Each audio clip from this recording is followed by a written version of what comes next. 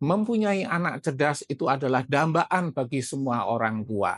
Masa kehamilan itu adalah masa emas untuk anak cerdas. Apa saja yang harus dilakukan selama masa kehamilan dan bagaimana cara menjaga kesehatan agar anak-anak kita nanti cerdas? Ikuti pada video ini. Halo Sobat SB, saya Haryo Timar. Selamat datang di channel Sukses dan Bahagia yang akan membahas seputar parenting dan living, yang akan membantu Sobat SB untuk sukses dan bahagia. Apa itu cerdas?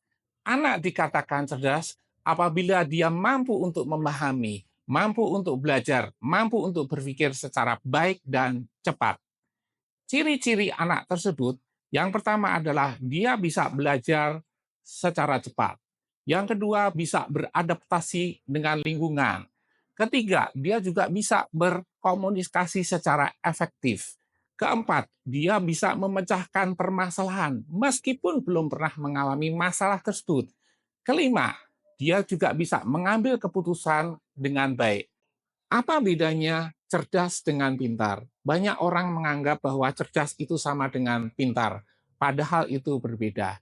Kalau cerdas itu adalah kemampuan bawaan, sedangkan pintar itu kemampuan yang diperoleh dari faktor pengalaman dan pembelajaran. Ada yang menanyakan kepada saya, apakah anak cerdas itu faktor keturunan atau dapat diupayakan?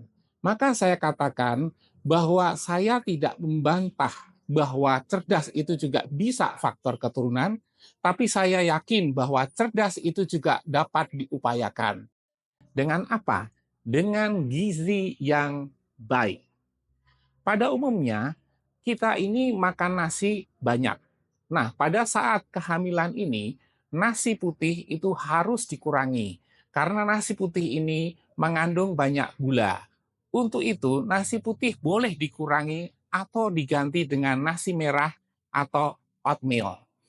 Yang kedua, kita juga harus merubah komposisi dari makanan tadi, yaitu kita harus memperbanyak makanan yang mengandung protein. Begitu juga untuk pembentukan otak, ibu-ibu muda ini sudah banyak banyak yang mengkonsumsi ikan salmon.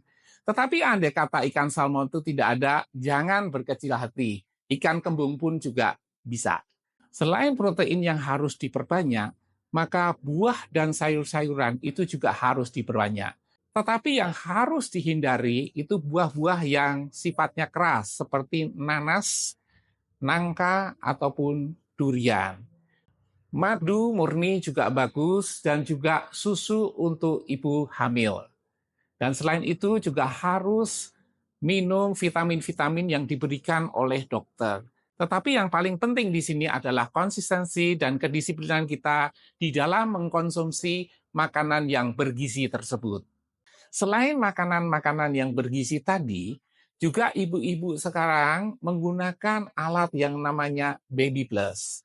Alat ini diletakkan di perut daripada ibu tadi dan dipergunakan ketika masa kehamilan 18 minggu ke atas. Dan diharapkan alat Baby Plus tersebut dapat menstimulasi otak anak serta lebih responsif. Selain gizi yang baik, ibu selama masa kehamilan juga harus menjaga kenyamanannya. Apa yang harus dilakukan? Yang pertama bisa dilakukan dengan istirahat yang cukup. Kedua dengan relaksasi. Ketiga dengan olahraga ringan. Keempat kontrol ke bidan atau ke dokter. Kelima adalah dukungan sosial dari lingkungan, terutama dukungan dari suami. Jadilah suami siaga. Pada umumnya, kalau istri hamil 0 sampai 3 bulan, biasanya ada rasa mual-mual. Sementara umur 7 bulan ke atas biasanya terasa berat. Nah, sebagai suami, untuk meringankan beban istri, bisa mengusap-usap perut agar mengurangi ketidaknyamanan tersebut. Kemudian setiap kali kontrol ke dokter atau ke bidan, temanilah istrimu. Menjelang persalinan, biasanya ibu-ibu itu harus olahraga jalan kaki. Di situ sebagai suami juga bisa untuk menemani. Dan yang paling penting, ketika masa persalinan, hendaknya suami juga masuk ke dalam kamar persalinan untuk memberi dukungan kepada istri yang sedang berjuang untuk melahirkan anak. Nah, apa yang harus diberikan ketika bayi lahir? Umur 0 sampai 6 bulan, bayi itu hanya boleh diberikan air susu. Nah, yang terbaik adalah air susu ibu atau ASI karena mengandung kolostrum dan dapat meningkatkan kekebalan sang bayi. Namun ini ada syaratnya. Kalau menggunakan ASI ini harus kuantitasnya cukup, kualitasnya baik, juga kontinuitasnya terjaga. Untuk mencukupi itu, maka kita bisa menggunakan susu formula. Jangan ragu-ragu menggunakan susu formula. ASI itu adalah terbaik, tetapi apabila ASI dirasakan kurang mencukupi, jangan ragu-ragu menggunakan susu formula. Pengalaman saya dulu, istri itu hanya mampu memberikan ASI selama 3 bulan. Nah, setelah itu disambung dengan susu formula. Anak saya sehat dan tumbuh dengan baik.